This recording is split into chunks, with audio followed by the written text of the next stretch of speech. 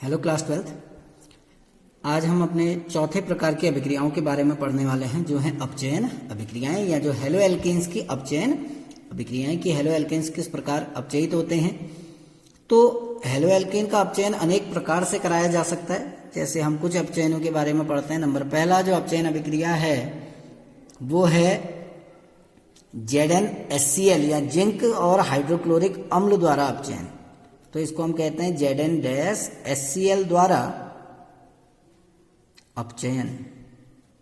Zinc और HCl का जो मिश्रण है वो एक अपचायक का कार्य करता है, ठीक है ना। क्योंकि जब हम जिंक और HCl की क्रिया कराते हैं तो नवजात हाइड्रोजन निकलते हैं, और नवजात हाइड्रोजन क्या करता है? अपचयन का कार्य करता है, ठीक है ना। तो ZnHCl से हम हेलो एल्केन्स का अपचयन कर सकते हैं। तो जब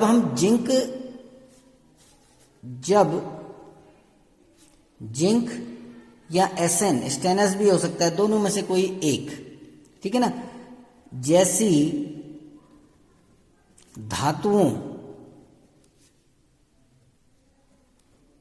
धातुओं की क्रिया HCl हाइड्रोक्लोरिक अम्ल के साथ की जाती है, HCl के साथ की जाती है,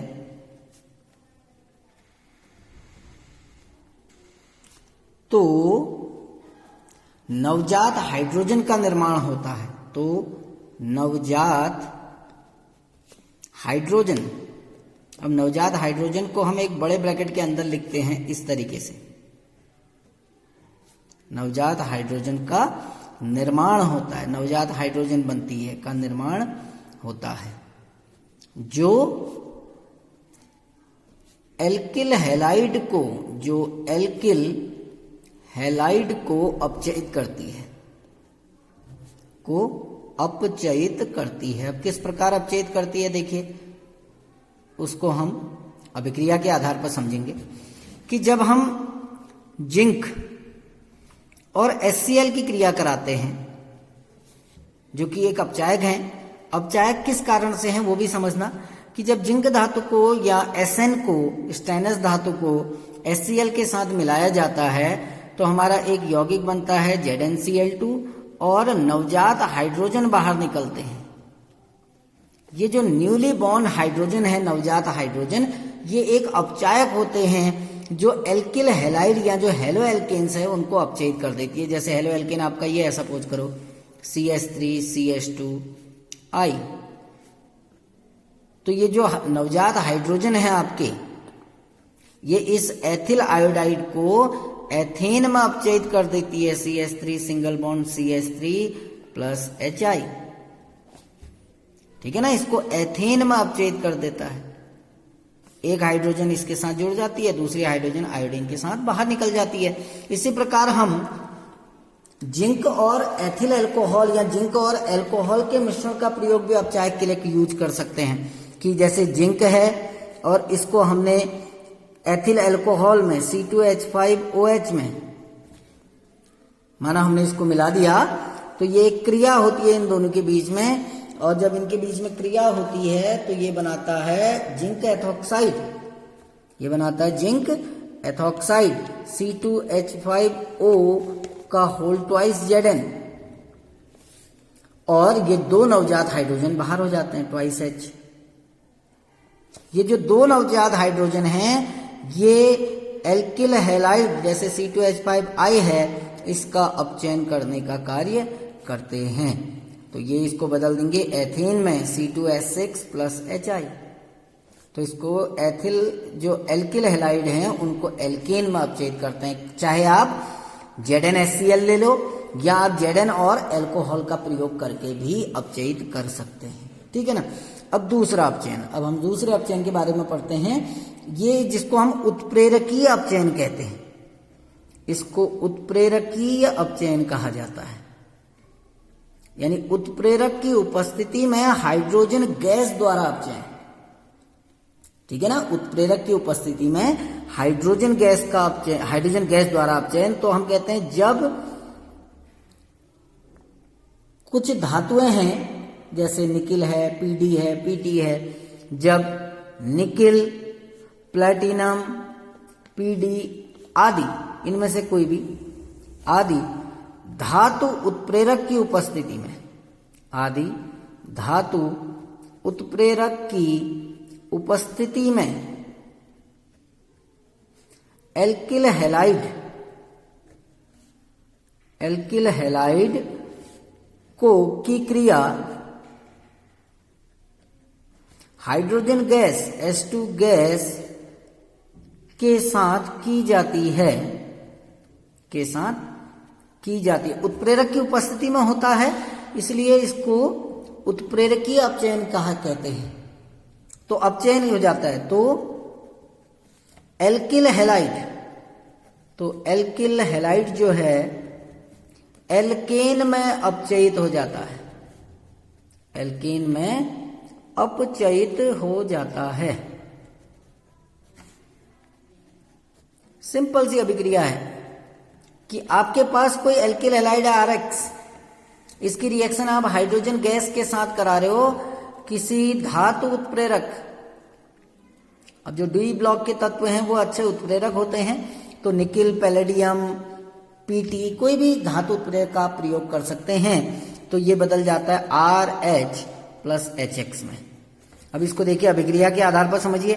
R की जगह पर हम कोई एल्किल ग्रुप ले लेते हैं, CH3 ले लिया। X की जगह पर हम कोई हेलोजन ले लेते हैं, माना Cl ले लिया। इसकी रिएक्शन हम हाइड्रोजन गैस के साथ करा रहे हैं। धातु उत्प्रेरक सपोज करो निकिल है, तो क्या होता है कि एक हाइड्रोजन इस क्लोरीन के साथ बाहर हो जाती है, दूसरा हाइड्रोजन यहां जुड़ जाती है, तो ये बन जाएगा CH4 प्लस HCl, तो मैथेन का निर्माण होता है। तो इसको हम कहते हैं उत्प्रेरकीय अपचयन। तीसरे प्रकार का अपचयन हम पढ़ेंगे जिसमें लाल फास्फोरस की उपस्थिति में, ठीक है ना, लाल फास्फोरस, रेड फास्फोरस की उपस्थिति में हाइड्रोजन आयोडाइड द्वारा अपचयन। लाल फास्फोरस की उपस्थिति में HI द्वारा अपचयन। तो जब हम लाल फास्फोरस की उपस्थिति में HI के साथ अपचयन करते हैं, ठीक है ना, तो वहां पर भी आपका एल्केन का निर्माण होता है। तो हमने सीधी सीधी क्या अभिक्रिया करते हैं कि जैसे हमारे पास C2H5I एथिल आयोडाइड है, इसकी क्रिया हम HI से करा रहे हैं, या ना, और उपस्थिति रेड फास्फोरस, रेड P लिख देता हूं, लाल फास्फोरस, 420 केल्विन ताप पर हम इसको गर्म करते हैं, ठीक है ना। 420 केल्विन ताप पर जब गर्म करते हैं तो यह हाइड्रोजन इस आयोडीन को प्रतिस्थापित कर देता है, तो C2H6 बनता है और आयोडीन गैस बाहर हो जाती है, ठीक है ना। अब इस लाल फास्फोरस का कार्य क्या है कि ये जो आपका आयोडीन बाहर निकल रही है, ठीक है ना, ये जो आयोडीन बाहर निकल रही है, इस आयोडीन को बाहर करने का काम करता है, क्योंकि ये जो आयोडीन है ये इस एल्केन से क्रिया करके फिर से उत्पाद बना देगी, यानी अभिक्रिया को उत्क्रमणीय कर देता है। तो हम कहते हैं लाल फास्फोरस जो है, लाल फास्फोरस बनी हुई आयोडीन I2 से क्रिया करता है ताकि अभिक्रिया को उत्क्रमणीय होने से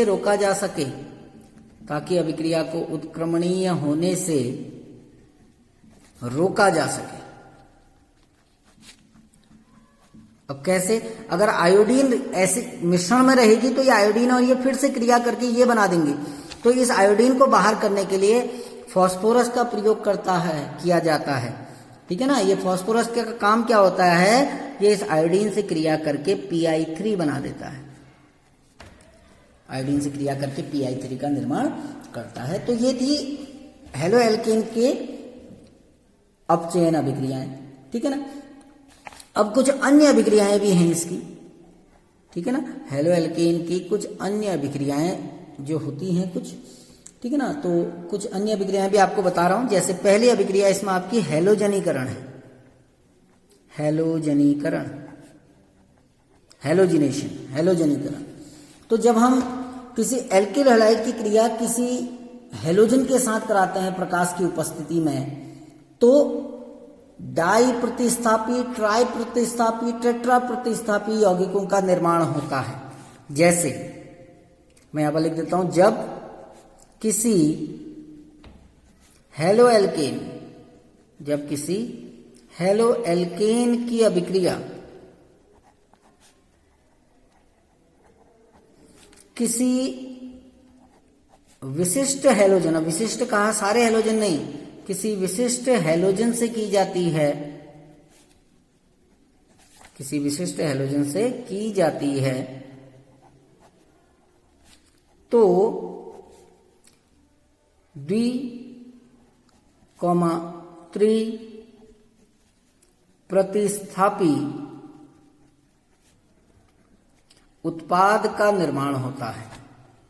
उत्पाद का निर्माण होता है। अभी जब आप अभिक्रिया पढ़ेंगे तो वहां पर समझ में आएगा कि उत्पाद का निर्माण होता है। अब कैसे, देखिए, माना हमारे पास मैथिल क्लोराइड है CH3Cl, उदाहरण के लिए हम इसकी क्रिया क्लोरीन से करा रहे हैं, प्रकाश की उपस्थिति में होगी Hν।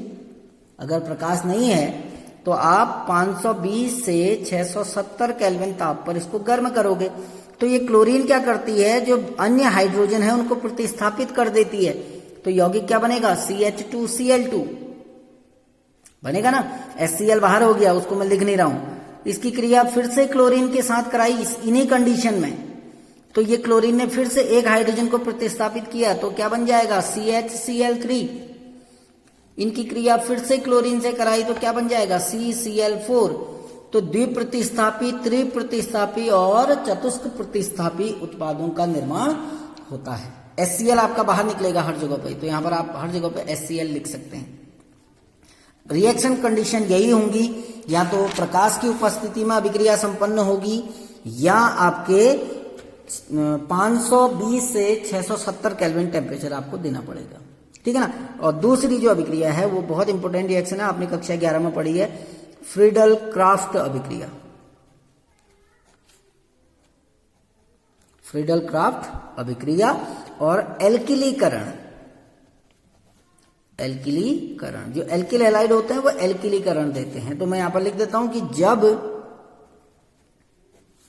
एल्किल हैलाइड की अभिक्रिया बेंजीन के साथ की जाती है, की अभिक्रिया निर्जल AlCl3 की उपस्थिति में बेंजीन से की जाती है, बेंजीन से की जाती है। तो जब हम बेंजीन से क्रिया कराते हैं, ठीक है ना, तो एल्किल एरीन या एल्किल प्रतिस्थापी एरीन का निर्माण होता है, या एल्किल एरीन भी जिसको हम कहते हैं का निर्माण होता है, ठीक है ना। जैसे सपोज करो आपके पास मैथिल क्लोराइड है, इसकी क्रिया आप बेंजीन से करा रहे हैं, बेंजीन होता है C6H6, है ना। तो बेंजीन में हर जगह पर हाइड्रोजन होते हैं, तो कहीं पर भी आप किसी भी हाइड्रोजन को, तो ये जो मैथिल ग्रुप है ये इस हाइड्रोजन को प्रतिस्थापित कर देता है। ये मैथिल ग्रुप हाइड्रोजन को जब प्रतिस्थापित करेगा तो उपस्थिति आपकी AlCl3 की उपस्थिति रहती है, तो इस हाइड्रोजन की जगह पर मैथिल ग्रुप आ जाएगा, और जो हाइड्रोजन बाहर विस्थापित हुआ है वो Cl के साथ जोड़कर क्या बना देगा, HCl का निर्माण कर देगा। ऐसे ब्रोमीन भी ले सकते हो आप, जैसे आपके पास सपोज करो एथिल ब्रोमाइड है C2H5Br, इसकी क्रिया आप बेंजीन के साथ करा रहे हैं, तो बेंजीन का जो हाइड्रोजन है ये इस एथिल समूह द्वारा प्रतिस्थापित हो जाएगा, और जो हाइड्रोजन है वो ब्रोमीन के साथ बाहर हो जाएगा, है ना। तो क्या होगा, ये एथिल ग्रुप इधर आ जाएगा, तो एथिल बेंजीन का निर्माण होगा C2H5, और जो H निकला है वो Br के साथ यानी HBr के रूप में बाहर हो जाएगा। ये एथिल बेंजीन है, इसको कहते हैं एथिल बेंजीन। ये मैथिल बेंजीन है, मैथिल ग्रुप जुड़ा है, मैथिल बेंजीन, जिसको सामान्यतया जिसका नाम हम लेते हैं टॉल्वीन भी इसको कहा जाता है, टॉल्वीन। ठीक है ना, तो टॉल्वीन कहिए या मैथिल बेंजीन कहिए, बात एक ही है। तो ये हमने अभिक्रियाएं पढ़ी। कल से हम अपना हेलो एरीन स्टार्ट करेंगे। हेलो एल्केन आपका समाप्त हो चुका है, कल से हम हेलो एरीन्स के बारे में पढ़ेंगे। Thank you.